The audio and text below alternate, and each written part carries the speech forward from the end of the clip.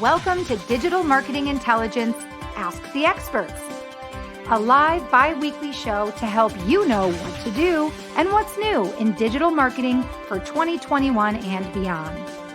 Ask questions, suggest topics, and grow faster with actionable insights and proven strategies from the world's leading experts.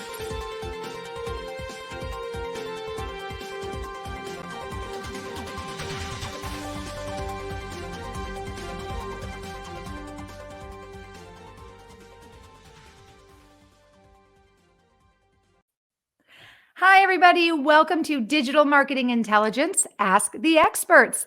I'm Marissa Morgan, your show host and business development manager at Engage. On behalf of myself and the team at Engage, I want to welcome you to our bi-weekly show. Today's topic: how to get the data you need from your CRM in order to gain valuable growth management metrics and increase sales, which is what everybody wants, especially as we head into this digital marketing era. Be sure to stick around. We have an incredible guest joining us today from Roseville, California. And after our talk, I will be sharing our Engage digital marketing news of the week. And you don't want to miss this tip I'm going to share. It's a tip that will make you all very happy if, like me, you can't stand when people send you auto-generated spam emails. So stay tuned for our digital marketing news of the week. Before we get started, I want to share that all of today's valuable information is brought to you by Engage. I think that we'll all agree that in today's digital marketing world that is super competitive, the key differentiator for all businesses is customer experience, right? Happy customers buy more, they convert faster, they return less, and they remain loyal. So how do you provide your customers with the best possible customer experience? What you do is you make it convenient for them to communicate with you. And you can do that by engaging with customers where they are on your website or through social media. And then you also want to build trust. Give customers a reason to trust you and your business. Engage can help you do that by personalizing your engagement and product recommendations. Engage is an opportunity for you to use 25 plus smart engagement tools focused entirely on optimizing your customer experience. With Engage, you and your team can communicate with prospects where they are, when they prefer, and in context across multiple channels, making it convenient.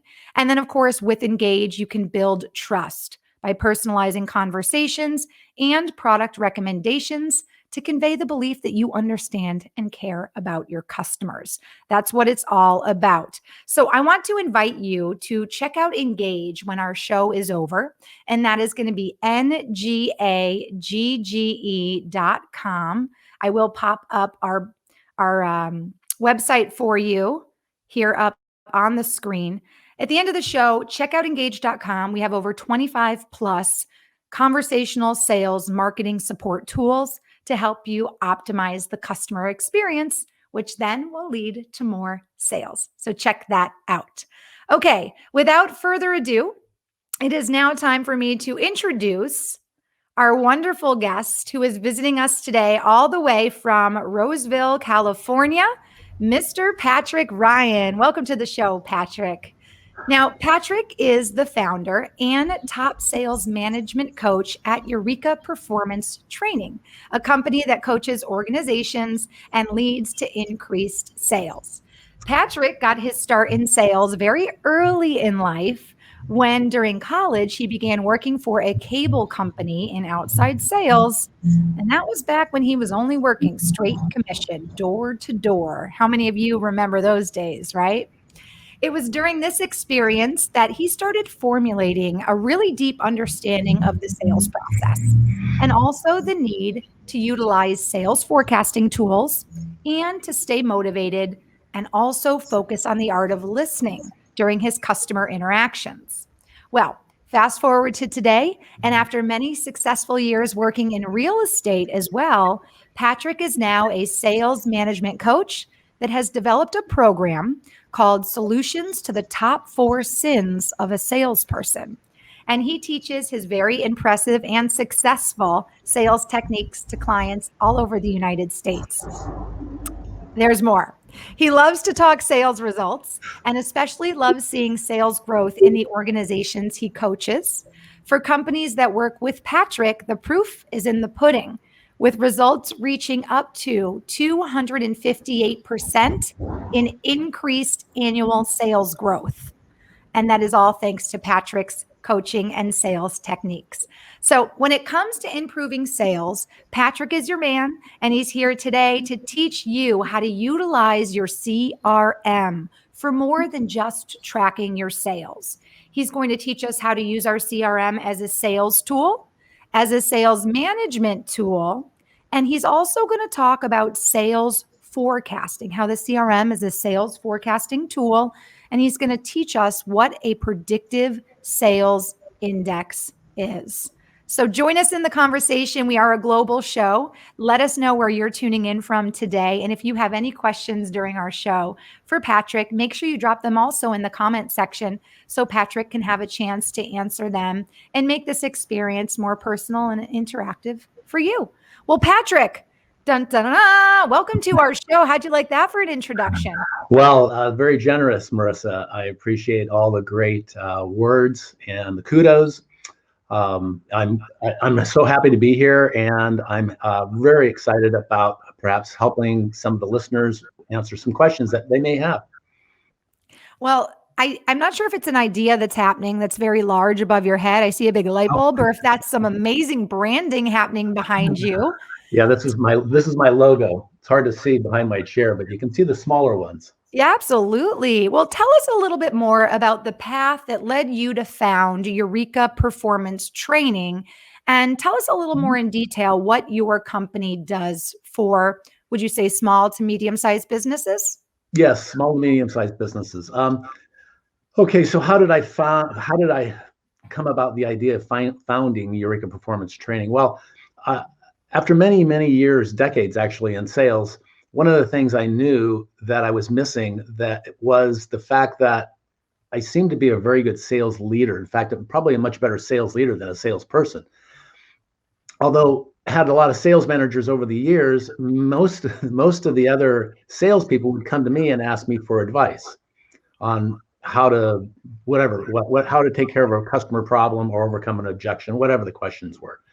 So I knew early on in my career that I could be a very good sales manager. And about 8 years ago, I was just finishing up a launch of some products into Australia when I was approached by a friend of mine who owns a sales coaching team. And he works directly under a gentleman named Jack Daly. I understood and I knew Jack Daly's stuff, you might call it, and I was very familiar with it. So he asked me to come aboard as one of his really outsourced sales managers. And when I did, I quickly learned that most of these clients that he was bringing me really needed some help, much more in depth than just putting together a sales playbook, which is what Jack and Dan were really focused on, is building a sales playbook, which, by the way, is very important for any organization. However, there was so much more that needed to be addressed that most of the business owners really didn't have in their budget because they only budgeted X number of dollars and X number of time to build the playbook. So I formulated Eureka Performance Training to have a more in-depth and more engaging relationship with the clients, and therefore, of course, more success. Well, speaking of clients, one of the questions we like to ask our guest is, what is the most common problem that your clients specifically are coming to you to help them solve? Because oftentimes that answer is similar across the board, but it helps us gauge what your clients need help with. And it could be the same thing that someone watching today needs help with as well. So share with us what your clients primarily are asking for you to help them solve. What problem? That's a great question, Marissa. You know, it really just boils down to sales revenues. One of the things, many business owners have gone to business school.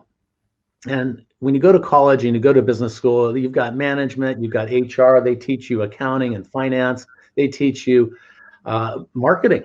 But there's very little touching on sales. There's very little classes on sales. And in fact, I have heard in the last couple of years, a couple of universities here in the United States who have developed an actual sales and sales management degree. And that's really one of the biggest things missing from our education system here in the United States. And in fact, I'm guessing worldwide. I just haven't done enough research or taken the time to do the research. And if we're in business, aren't revenues one of the number one thing we want to go after? You would think, right? Yeah. You would think, but they don't teach you how to go after and how to get revenue and how to train and develop a sales team. But they teach you how to follow the finances and put in accounting and file your taxes, but they don't teach you how to get the revenue. And so really that's the core of what I do. But to getting back and focus a little bit more on your question about what are some of the big problems that they want me to solve. Gosh, one of the biggest ones is, and I'll back up a little bit. And if we look at some of the history of any company, even IBM for that matter, or oftentimes, again, small to medium-sized businesses, is that person who's the CEO, president of the company also wears the sales hat. And he or she is oftentimes maintaining all those sales relationships. And in some cases, even going out for more, whether it's through referrals or through word of mouth or just hearing news on the television, they're going after more business. Meanwhile, they're trying to run their company and they want to scale, they want to grow. And they don't know where to start when it comes to building a sales team. And quite frankly, a lot of them don't have enough time. What they typically have experienced by the time I get called in is they've hired anywhere from 2 to maybe 20 salespeople, and most of the salespeople have failed. And I believe one of the well, there's several reasons for it, but I believe one of the big reasons is that most companies are taking the same approach to hiring a salesperson as they do to hire an administrator or an accounting or a service tech.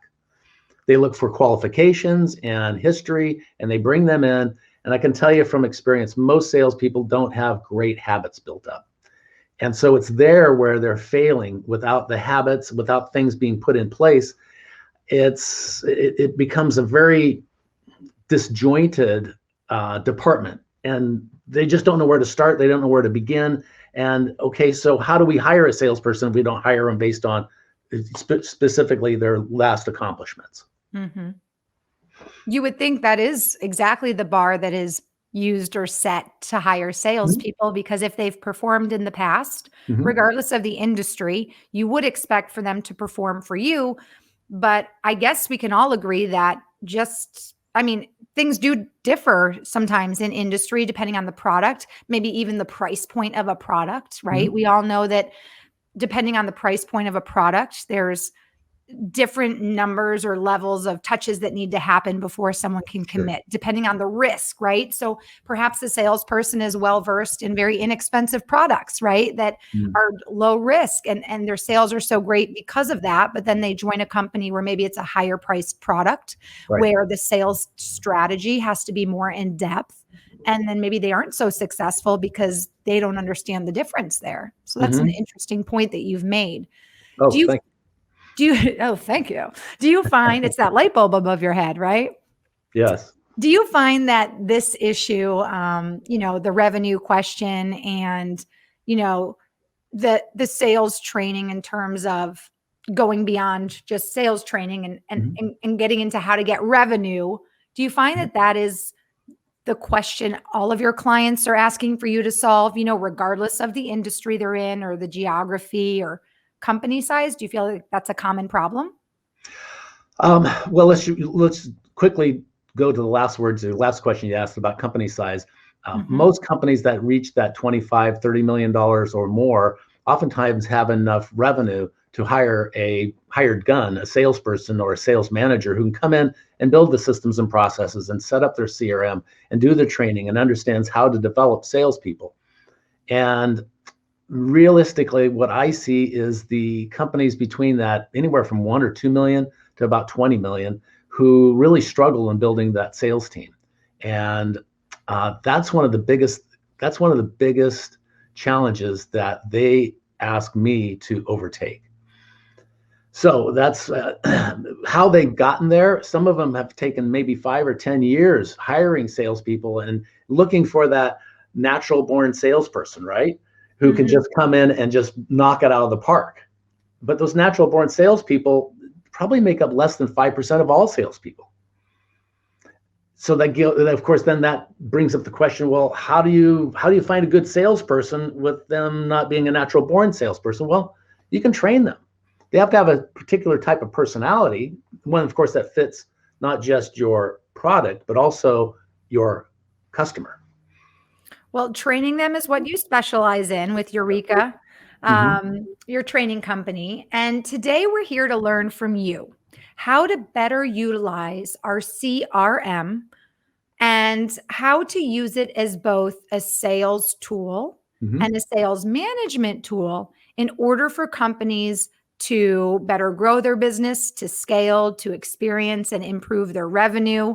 So, one thing that you and I spoke about before, deciding to do a show together was your experience that when you engage with your clients, when you dive into their sales processes, you often find that companies, even small to mid-size, are either missing a CRM altogether, not using one, or they're not using their CRM to its full potential. Is that right?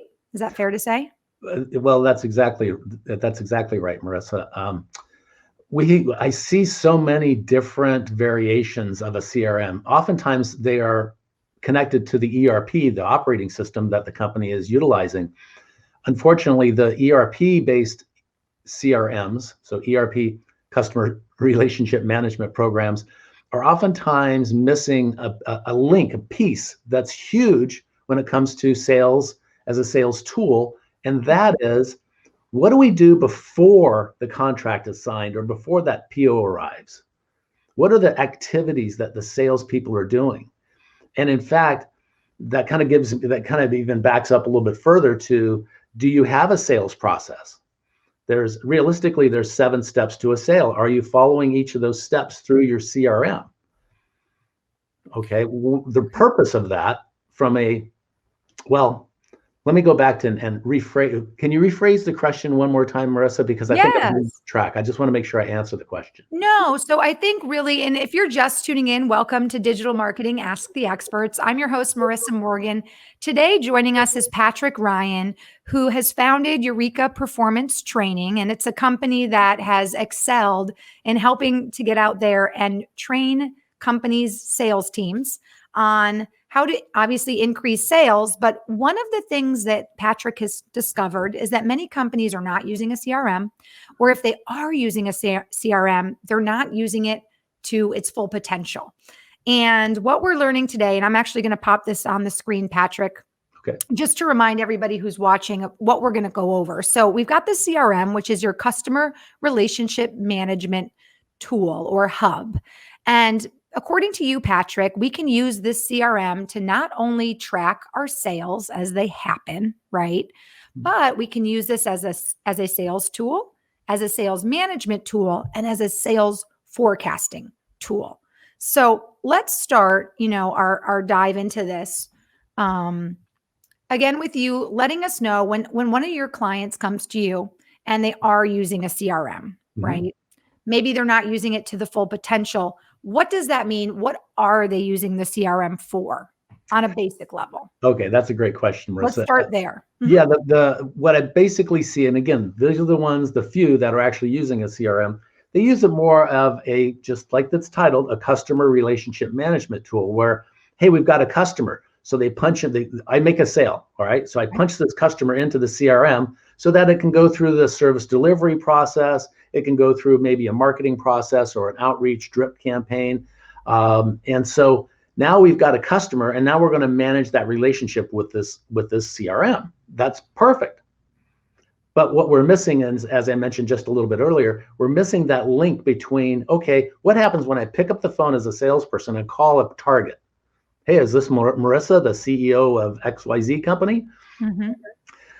What do we say? What do we do there? And how do I punch this into the CRM to record that activity so that I can then track how many times I've touched this person or made attempts at calling them? I can track my activities within that CRM as the salesperson. So what's interesting is coming from our Engage platform, which is all about customer optimization experience, right? The Right. first thing I thought about when you just said, okay, when I'm calling somebody, Marissa at XYZ, what do Right. I say?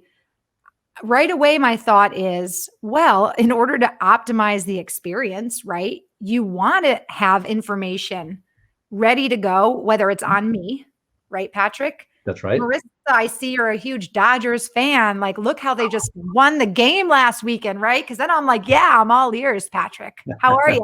What are we talking about today? I love the Dodgers.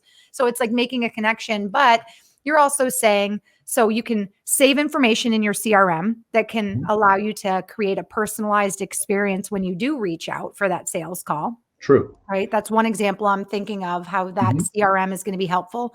But also, you're saying that you can not only use a CRM to just track a sale or plug a customer in, but you can use a CRM to truly track every time you've touched that customer or that prospect client. And That's right. by tracking that, I want to make sure I'm getting you right, by Mhm. tracking that will lead to a higher success rate, a faster conversion rate because why? Because you can track what's working and what's not. Like, how does that help tracking conversion? Okay, so you asked about three questions there. That's great. So let's just go back to, all Let's right, break it down. I'm calling Marissa. I'm trying to get a hold of her. I'm leaving messages. I'm sending out emails. Maybe I'm inviting you via LinkedIn or some other social platform. Maybe I'm asking friends, hey, does anybody know Marissa who can give me a personal introduction? Well, every one of those steps you want to record into your CRM.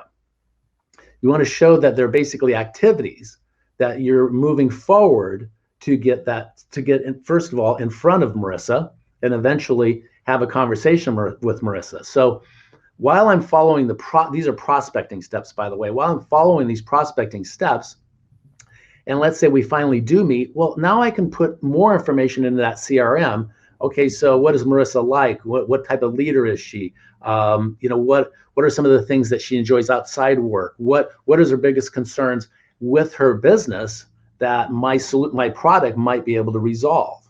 Hmm. Oftentimes in business to business sales, it's not just one meeting. It's two or three or four, maybe five. Sometimes it takes a year. I was working with a company based out of Houston, Texas, a few years back, and they had a division down in Atlanta. And I spoke with one of their salespeople, and this is one of their top guys, and he says it took me 14 years to finally get this PO out of this customer. Now, had he been tracking, because by the way, they were not tracking any of their customer activities, had he been tracking those activities and not just putting them down in a piece of paper or in a notebook, but having him tracking where he's got everything that he's learned about that customer in the CRM. I asked him very simply, let's just say his name was John, because quite frankly, I don't remember, but I asked him quite frankly, well, John, had you been tracking all those activities and really maintaining and developing that relationship, other than maybe a pop by every 3 or 4 months, maybe you would have gotten the business in 6 years instead of 12. He laughed and he said, well, we're never going to know that. I said, well, you're absolutely right. However, when we use this tool to our advantage, we become more efficient and more effective. Absolutely. So, my takeaway from the example you just shared is the CRM is obviously a tool to help you maintain your contact lists, Mm-hmm. right, of your customers, your Yeah. prospects, companies you're working with. Mm-hmm. That's a given. And that is how many companies are using their CRM. But one of the things that you help your clients with is actually using the capabilities of a CRM to turn the CRM itself into a sales tool.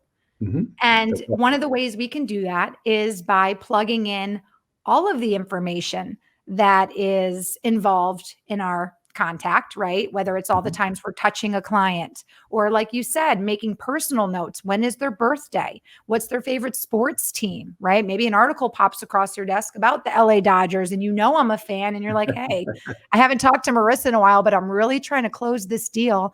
Let me Right. email her this article about the Dodgers and just get Sure. myself on her brain and kind of develop that personal relationship a little more.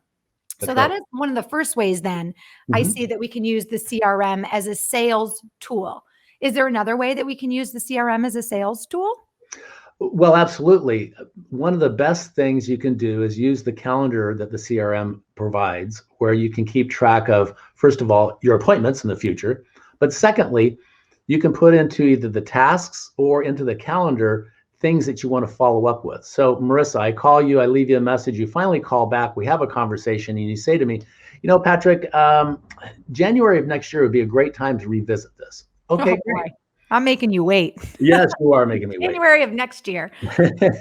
So I'm going to put into my tickler file to follow up with you perhaps every 2 months, then maybe a little bit quicker towards the end of this year, and then of course, set some sort of meeting date that we can then follow up again and try to reel in the sale. Okay. So there's tasks. I have a lot of my team members using the tasks in the CRM, which basically is activity. Hey, call Marissa on this date. So I might put in the sequence of when I'm going to call you to make sure that I continue to develop that relationship and continue to have you hear my name and what I do. So it becomes easier. And also nothing drops through our cracks of our fingers. We got our fingers nice and tight and we're holding on to every possibility of every sale so we don't miss something. Because when we work as hard as we do to finally get a hold of a prospect, finally get in front of a prospect, and finally have that conversation and start learning about their needs, well, you don't want to give up all that information. You don't want to have it fall through the cracks. You want to be able to jump on it as soon as it's ready. It sounds like what you don't want to do is finally get that opportunity and choke because, right? You had all this information and you never organized it in a way or never looked at it in a way to help you prepare as best you can to essentially present your opportunity and close the deal, right? Yeah. Yes. Well, Absolutely. one of the things that you're here to help us understand is using the CRM, obviously, as a tool, like we talked about, to help, organize your information, track your sales, et cetera. Mhm. What's the difference? I have that we're going to talk about it as a sales tool, which is pretty much, I think, what we just did. But what's a sales management tool? How do you differentiate between a sales tool versus a sales management tool? Well, that's a great question, Marissa. And there is a little bit of a gray area in there as well. And the gray area really centers around training and understanding what's working and what's not working. So, as an example, as a sales manager, I'm going to be tracking all the activities that the sales team is performing. And I'm also going to understand what they're doing with what we call leading indicators. A leading indicator is an indicator or an activity that leads us to what's called a lagging indicator. And the lagging indicators are really the revenues and the sales. But I'll also put some ratios in there. For instance, I might have a team of, let's say, 5 salespeople who are making calls and they're going through the prospecting steps. Well, we may find that one of the salespeople just isn't getting a hold of plenty of people, but they're not getting that meeting. They're not setting the appointment. So I might work with just that individual salesperson to help them communicate the importance of meeting with him or her so that they can get that appointment. We might find somebody who's getting a lot of appointments, a lot of meetings that simply aren't getting any deals. They aren't able to get the opportunity started, or they aren't able to finish the opportunity. So now they may need help in communicating once that opportunity is put into the system, and whether a bid is going out or whether it's a package or a program they're putting together for that client. So it's a training tool from a sense that we can see specifically the holes in the salesperson's own ship, where we can come in and do some training, some direct training with that particular hole in their ship. For instance, again, setting the appointment or perhaps closing the deal, whatever that may be, so we can improve those salespeople. Remember, not everybody's a natural born salesperson. This is interesting. So my takeaway from what you just shared is now we are using the CRM as a sales tool. How we can use it as a sales management tool is to use the information in a CRM and actually use the metrics that are available. Engage has over 100 different metrics that you can use within the platform, right? And be able to see exactly how long your agents are on calls, whether the calls are being resolved, or whether the salespeople who are setting meetings are actually closing deals in those meetings, or whether they're just dancing around all these meetings all day with nothing closing. So you can Right. essentially, this is amazing. So you can use the metrics and all the data in your CRM to actually pinpoint specific individuals in your team that Mhm. actually need more training or help, or maybe help pivoting, right? Because what they're doing is Right. not working. Right. Right. Interesting. So using it as a sales tool to optimize your customer experience by Mhm. plugging in all the information you can into your CRM, making notes of every time you touch your customer, every Mhm. time you call them, what they enjoy doing in work and outside of work, what kind of leader they are. That's how you can help to use your CRM as a sales tool, but then you Mhm. can use the metrics in a CRM to actually manage your team and see where your team is falling short. That's very well summarized, I must say, Marissa. Home run, go You Dodgers. I don't know why the Dodgers even came into the conversation earlier, probably because I moved to Minnesota from LA. Interesting. And then you also mentioned using the calendar feature and the task, list option to make know, sure that you're always staying on track with mhm. your sales strategy and the people you need to follow up with as well. Yes, that's exactly it. Now, if you do have a long sales cycle, one of the other great tools, aspects of the CRM is the opportunity stages. And this is also another area I find a lot of companies kind of miss the boat on. You have, let's just say you have like a construction business or a business in which you have to provide quotes where you get an order in, you have to quote it, maybe you have to do some research and get some other vendor pricing. Well, you might have a quote stage, you might have a presentation stage, you might have a follow-up stage, you might have a secondary quoting stage. It really just depends, but that's part of your sales process. This is one way that, again, this is where the gray area is between a sales tool and a sales management tool. It helps the salesperson be able to track where they're at with each sale they have in their pipeline. And it helps the sales management, or sometimes most of the time, the owner of the company, be able to track what's in the pipeline as well. And this is also where a lot of sales leaders or business leaders also kind of miss the boat a little bit, because they Mhm. oftentimes use that pipeline, that sales opportunity pipeline, to do some predictive sales of the future. And they'll miss the boat just a little bit, because that's not as what's the right word? It's not as predictable or as accurate as really a predictive sales index. It's like you're reading my mind, which brings me to my next point. I'm going to put our slide up for those of us in the audience that are just joining us. So we're talking about the CRM and how we're using it not only as a sales tool, also as a sales management tool, but truly a sales forecasting tool as well. Now, Patrick, you brought something very unique to the table when we talked about doing a show together, Mhm. and that is a term that you've actually truly coined yourself, which is this predictive sales index. Yes. So help us understand exactly what a predictive sales index is. And then could you maybe give us an example of, a scenario where you've used that, or even how you came up with this unique term? Sure. Why don't we go with your last You question like first? how I ask you 3 questions at once? It's just 'cause there's so much I wanna know, and Well, we only have, like, 35, 40 minutes together. So, let's start, yes, with the first question. so the first question, how did I come up with this? Well, again, I did go to business school, and one of the things that I learned was economics, micro and macroeconomics, just the low level stuff. I didn't want to become an economist. You mentioned earlier that I started my sales career knocking on doors selling cable television where I went to college. And that is in fact what I did. That was my first real sales job, and it was 100% commission. Um, I would go out like any salesperson and knock on doors and work hard, and of course, show my wares and try to talk somebody into uh, purchasing cable television.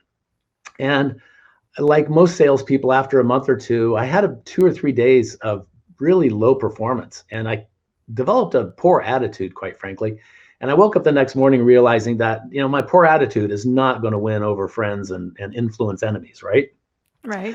So I went out that day and I decided I got to change something. And I knew again that there are particular buying habits from all industries with all walks of life, no matter what country you're in. The economics of purchasing say that buyers have specific buying what's it right called habits. They have specific buying habits. So I'm thinking, well, what the heck is a buying habit with regards to cable television, right? I mean, I'm just a college student. I didn't know at the time. So I figured I would take just the smallest activity that I knew if I didn't do this activity, I'd make no sales, and that was knocking on the door. So when I knocked on a door, I would put a little scratch mark on a piece of paper on this clipboard that I carried with me. And after a period of time, I thought, I wonder how much money I make per door I knock on. And so I started calculating that. And so one day it might be 63 cents and the next day it might be $1.10. But once I started calculating more information that I got off of just my little scratch paper, I started realizing that every door I knocked on, I would earn 84 cents. No matter if anybody answered the door or not, it just rang true. Some days I'd make 25 cents a door, and some days I'd make $100.35 a door. It made no difference. So my attitude as a salesperson totally changed. And now I'm going, if I want to make $84, knock on 100 doors. Which is a lot of money. And what was that, 1956 or something? 1932, in fact. Yes. A few years before you, Marissa, no doubt. Yeah, a few years before I was born. So that's what started making me think that if we as salespeople focus on just the activities, I call them highest payoff activities. We focus on those highest payoff activities and just focus on that, then we're going to produce results really no matter how good or bad of a real salesperson we are. So one of the things I decided after doing this for a few months, thinking, how can I make more money? Well, I can knock on more doors, that would make more money, but I want to make more money per door I knock on without basically any more effort, basically working smarter, not harder. Mm-hmm. And so I knew that when somebody did open the door, that I knew that I needed to be able to greet them and ask them questions that I could learn more about their lifestyle, to be able to provide them a solution to television. And as a result of that, my sales predictive index, the 34 cents per door, started climbing. 86 cents, 87, 89, 90. I was up to 96 cents a door by the time I left that job. It was so much fun to be able to do that. And that's what I do with my teams today. As an outsourced sales manager, I want to watch over the activities they do. I want to track the activities, just like me knocking on that door. I want to track it. Then I want to measure it. And what I really want to find is, what is the one key activity? If we do not do this particular activity, key performance indicator, right? If we do not do this, or if we don't do it well, then our predictive sales index will either go down or it'll go up, just like I did. I've got a client right now that I've been with this month, actually marks our 5th year together. And I've been managing his team, growing his people. And what we've determined is that the only thing that we have to do, we must do, is have a face-to-face meeting. We have to do that in order to get a sale. So we've been tracking this, and I'm sorry? I was going to say, before you share the outcome of this, okay. Just to put this into perspective, because you do a lot of work with business to business, B2B, right? Mm-hmm. Companies. Yep. Just so we understand, because you're saying, hey, the face-to-face meeting needed to happen. Mm-hmm. What was maybe the product, or with this particular client, was this a product that needed a lot of touch points? Was it a high risk purchase or a very large purchase, or where did it fall, in that regards? That's a great question. This is in the telecom tech industry. Okay. They do have, it takes approximately 3 meetings to get one sale. Okay.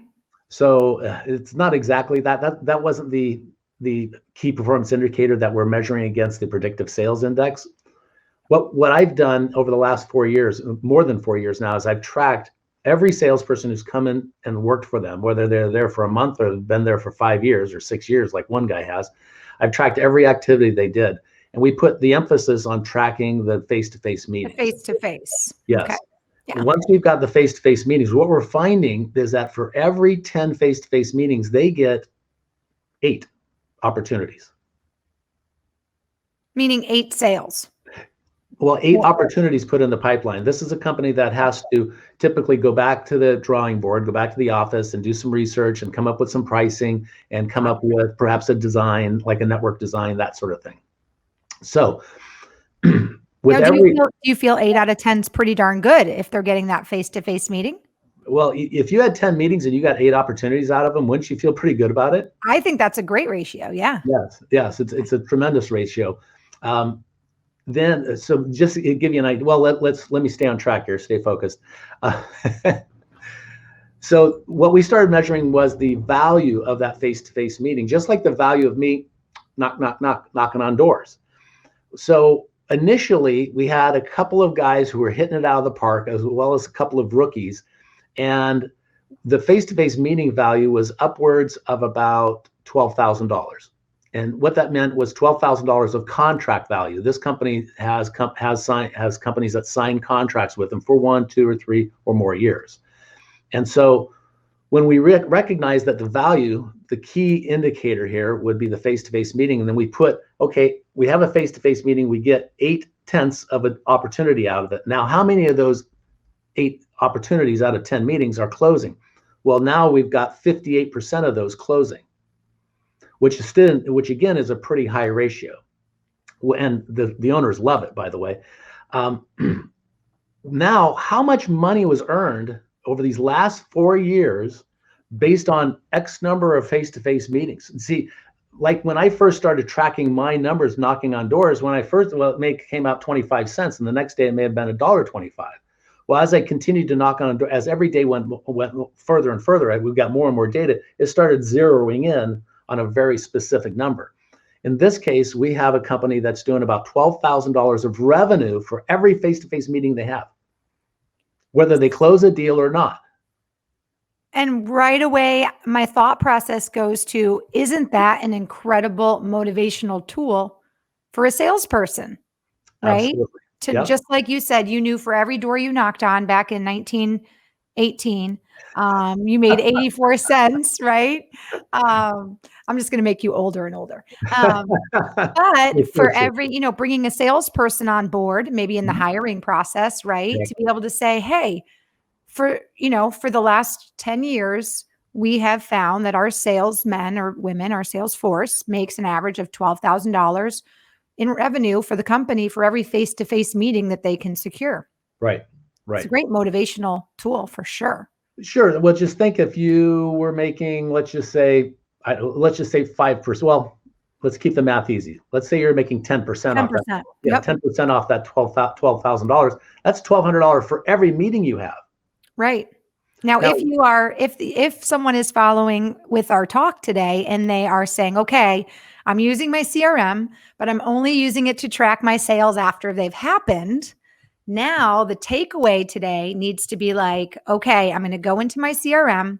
I'm going to rethink the way I'm using my CRM and not just have it be data storage or tracking sales after they happen.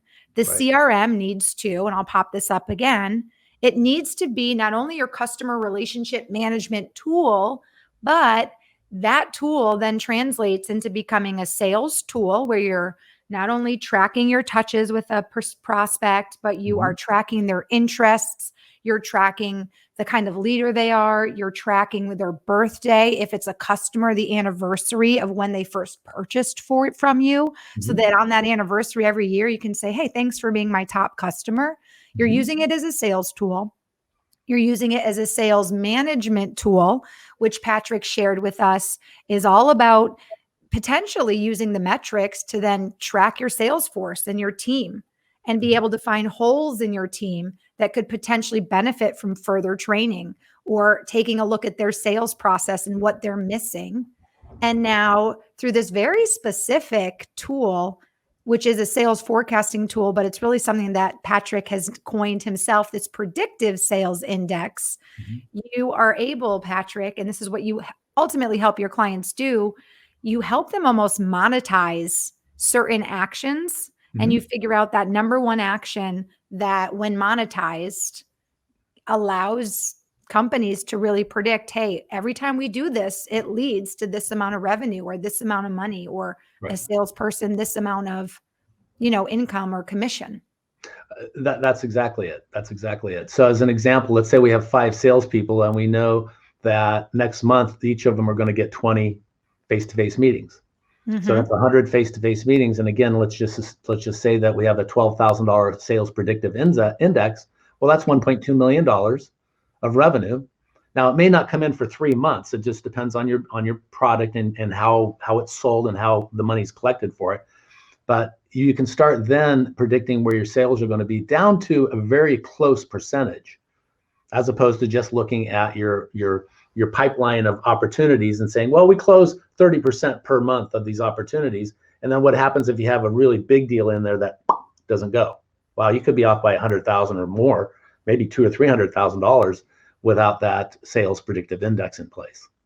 Incredible. So not only are you now helping change the trend of, small to medium-sized businesses not using their CRM at all or using it only to track sales, you're changing that trend. So these businesses are using a CRM and they're using all the different features of a CRM, from the contact storage to the calendar to the tasks to the segmentation of their customers and prospects into different categories and noting all the touch points and information, to then also using the metrics that are available to get a better picture of the holes in your team and where teams can use more training. And then all of that helps you help companies understand really what their key sales process is, and the monetary value that holds, to then truly give them a very accurate predictive sales index. Yes. Did I just sum it up? Bam. Well, listen, we are running out of time. I've learned so much today. We haven't had a ton of comments from the audience or questions, which could potentially be a good thing today, because you've been very clear on really how the CRM can be used beyond just tracking your sales when they happen. So I thank you for all of your incredible insights today. Well, I thank you for your incredible leadership. Thank you. Thank you so much. You're a very good hostess. What's that? You're a very good hostess. Oh, thank you. Thank you so much. I use my CRM to track all of my guests' data and all of my touch points with our guests. Just kidding, but I probably could. Good. Listen, I want to share with our audience how they can connect with you after the show. So would LinkedIn be a great place for guests to connect with you after the show? Yes, LinkedIn is fine. Okay. And then if our audience wants to learn more about maximizing their CRM and developing their own predictive sales index and proven sales systems and processes, you can also visit Patrick's website, which is eurekaperformance.com. Awesome. Well, listen, it's time for me to share our Engage digital marketing news of the week. So, Patrick, Cool. I want to say thank you so much for joining us today. And we really appreciate you sharing all your insights on how to ultimately use the CRM to drive more sales and more revenue, right? That's what everybody wants. Yes, that's right. Well, Marissa, it's been a pleasure. Oh, pleasure's been all mine. Thank you so much, Patrick. All right. Adios. Adios. Right, thank you. All right, guys, it is now time for our digital marketing news of the week. Now, today's digital marketing news of the week brings us a very interesting new development in the world of spammers. And I think you'll all really appreciate this exciting new twist in the world of LinkedIn and inbox messages. So LinkedIn introduces this week a new weekly invitation limit to crack down on spammers. In some very welcome news for those of us who are often targeted by LinkedIn scammers and spammers, there's a new rule that finally is going to eliminate the annoying spammy emails on the LinkedIn platform. So individuals will soon only be able to send out about 100 emails or invites a week. And that is a way that LinkedIn is now trying to crack down and limit the scammers and the spammers out there. So I think we can all say amen to that, because obviously in the world of digital marketing and the new digital marketing era, spammers and scammers always find a way to adapt and pivot, just like we all do as well. So amen to that. We can all thank LinkedIn for that. Now, listen, if you're just tuning in or you missed the show and have colleagues that would benefit from Patrick's incredible insights on how to use the CRM as a sales tool, a sales management tool, and a sales forecasting tool, make sure you visit our LinkedIn page for Engage. And that is going to be right here for you to find. You'll be able to find a schedule of all of our upcoming shows on our LinkedIn page. And that is also where you'll be able to find the replays of our past shows as well and share them with your colleagues. So check us out, give us a follow on LinkedIn, and also be sure at the end of the show to check out engage.com. That is where you'll be able to find the Engage platform, which has 25 plus free forever tools. There are no locks, no upgrades, no limits on contacts, on your messaging or your accounts. There's no locks, no upgrades. And all of the tools are there to optimize your customer experience. And that tool, all of those tools include a CRM, which is what we talked about today. Our CRM is completely free. You can segment your contacts. You can have a calendar. You can input all of the information that Patrick shared that you should input into your CRM. And there's over 100 different metrics as well. So take advantage of engage.com. It's completely free to subscribe, and you can start using that within your organization. Do you have topic suggestions you'd like us to ask the experts? Or would you like more information about Engage? Feel free to reach out to myself, Marissa Morgan. You can find me on LinkedIn, or you can email me at marissa.m@engage.com. I have one comment I want to get to before we wrap up. Oh, Clyde just joined us, and he said, let's see. I'm so sorry I got the time wrong for today's show, and I had planned something else, but he did just join in and says, thank you so much for your time and wisdom, Patrick. He said, I will adjust my CRM approach. Can Zoom Teams replace the face-to-face meeting, in your opinion? You know what, Clyde? I'm actually going to bring Patrick back on really quickly to answer that question. So, Patrick, we had a guest chime in, and right after I said goodbye to you, and he wanted to know, do you think Zoom and Teams can replace the face-to-face meeting in today's digital era? Well, a little over a year ago, we were pretty much so forced to do that, right? Right, Marissa? Right. I mean, you and I are kind of doing that now, right? Yes. Well, we're probably 1,700 miles apart, so it's probably more convenient that way. But for sure. So what was this gentleman's name? His name is Clyde. Clyde. Okay, Clyde. Well, first of all, thanks for the question. Zoom and Teams and some of the other platforms that are being used out there are replacing, for the most part, the face-to-face meetings. However, I mentioned this particular client of mine that was averaging $12,000 or so prior to the pandemic. Well, this last year they're down. Face-to-face meetings so Clyde, we are actually still calling the Zoom meeting a face-to-face meeting because technically it is, but the effectiveness of those Zoom meetings are less. We're getting around $8,000 per meeting since the pandemic hit. We're seeing that start to climb. I think as people are getting more used to having the Zoom meetings instead of a belly-to-belly sitting down in the conference room type of meeting. However, I believe that the face-to-face meetings, the personal face-to-face meetings, are much more effective. We're learning and we're adapting or adjusting or pivoting, as people like to call it, to do the face-to-face meetings on Zoom. We are being successful, and we have adjusted to that. So we're anticipating, in fact, our goal this year for this particular team is to get their predictive sales index back up to $10,000 per face-to-face meeting from the $12,000 from before. However, the owner, as myself, and of course the team, are really eager to get back out in the field and knocking on doors and starting to actually have the face-to-face meetings across the table from prospective clients. So, great answer. To answer my question, it's good, but not the same. It's almost like if you can pivot and get that Zoom meeting, that is better than just emailing.